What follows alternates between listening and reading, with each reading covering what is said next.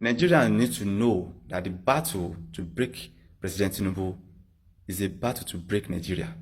Yes, and let's not pretend anymore. Yes, there's a powerful undercurrent in Nigeria's political waters today, and it is flowing fiercely against President Bola Ahmed Tinubu. And what is happening is not just the usual political noise. It is carefully orchestrated stated campaign by a group of powerful interests who feel threatened not just politically but economically and historically.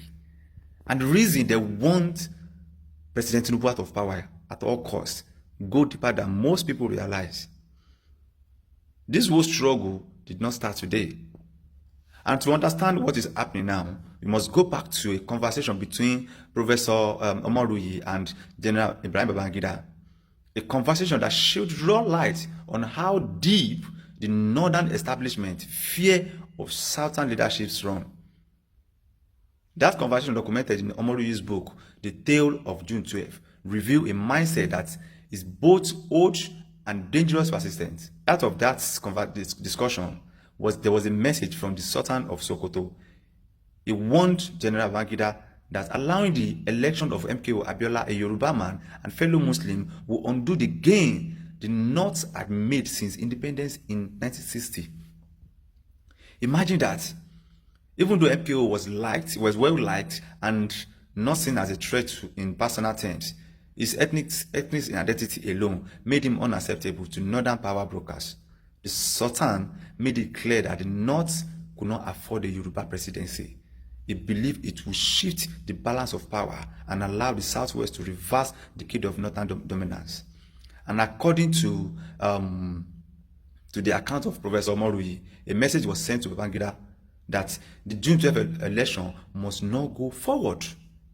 And Babangida, in a moment of candor, told Omoruyi that Yoruba people behave as if Nigeria cannot move forward without them, and adding that the Igbo should teach them a lesson. Seriously, it was a disturbing statement, but it revealed the hidden bitterness and competition that have plagued Nigeria's leadership structure for years. It also showed how much fear and hatred of Southern ascendancy still exists behind closed door. And what played out in 1993 is no different from what we are seeing today. The same fear, the same desperation, the same tactics. Now, President Tinubu has become a symbol of what northern elites fear most. A southern leader who is independent, bold, and difficult to control. President Tinubu is not Obasanjo, who was handpicked and trusted by the same establishment to protect their interests. Unlike Obasanjo, who once ruled as a military head of state and was widely seen as someone who would play ball. Tinubu came through the hard way.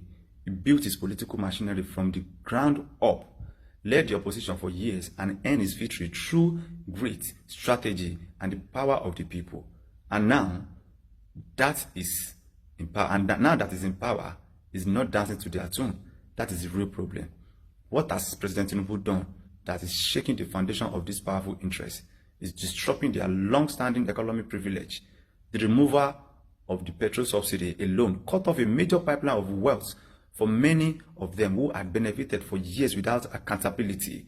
Oil bunkering, illegal mining, black market foreign exchange deals, non-payment of taxes, and outright stealing of public funds in public service without questioning were part of the economic lifestyle of northern elites. These acts were not just tolerated, they were part of an entrenched system of plundering Nigeria. Tinubu's reform by exposing that system and trying to shut it down. And the reform, though tough, are not without purpose. They are aimed at building a stronger economy, reducing waste, and making the country work for everyone. Not just a privileged few, but those who have failed fat on the nation Commonwealth for decades see it differently. To them, Tinubu's policy are not reform, they are threats.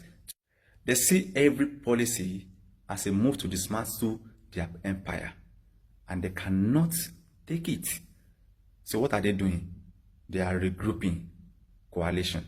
They are calling on their best 11 political heavyweights, media propagandists, religious leaders, and ethnic champions. They are aligning with angry politicians, including those from Southwest who lost out in the last election. They are funding protests, sponsoring misinformation, and showing discontent. And they are trying to present Tinubu's administration, government, as a failure.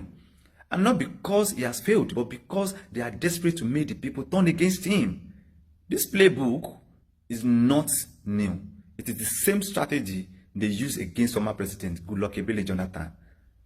Remember how they resisted every effort to transit power to him after the death of former President Yaradua. How they labeled him incompetent, weak, clueless. They made the country ungovernable for him and push him out using every conventional and unconventional method at their disposal. Now they want to repeat the same script. Only this time, the target is President Tinubu. But Nigeria must ask themselves, is this really about President Tinubu? Or it is about a group of people trying to protect their unchecked access to power and wealth?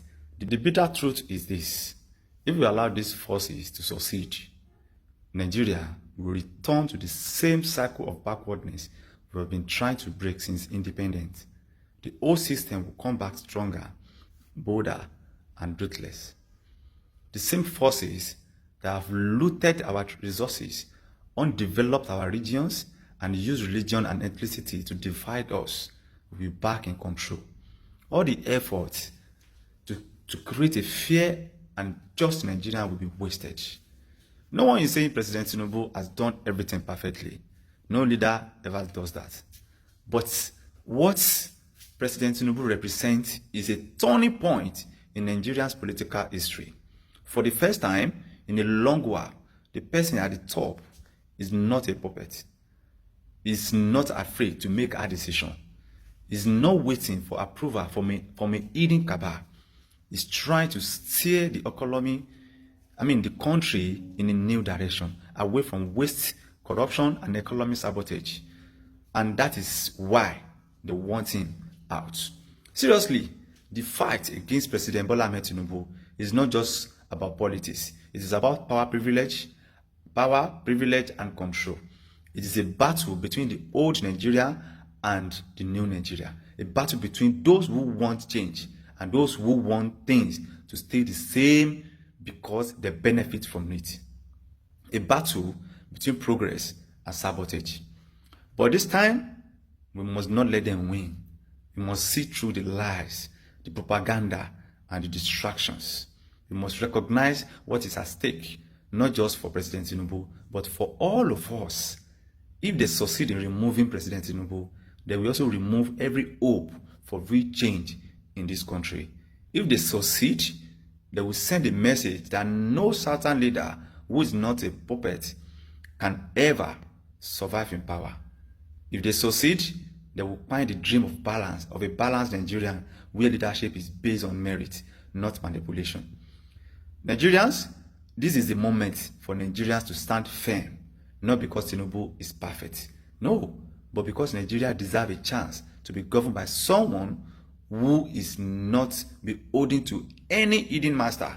We must support the reforms President Bola Ahmed Tinubu's administration is going through. We must endure the temporary pain for the promises of lasting gain. We must resist the attempt to throw the country back into chaos just to satisfy the greed of a few. Because if we allow them to remove President Tinubu now, we are not just removing a president. Yes, I'm telling you, we are removing our last chance at true national progress. Let's not betray our future. Let us stay the course. Let us protect the reforms. Let us defend the hope. Because this time, the change must not stop. God bless the Federal Republic of Nigeria. God bless President Bola Ahmed Tinubu.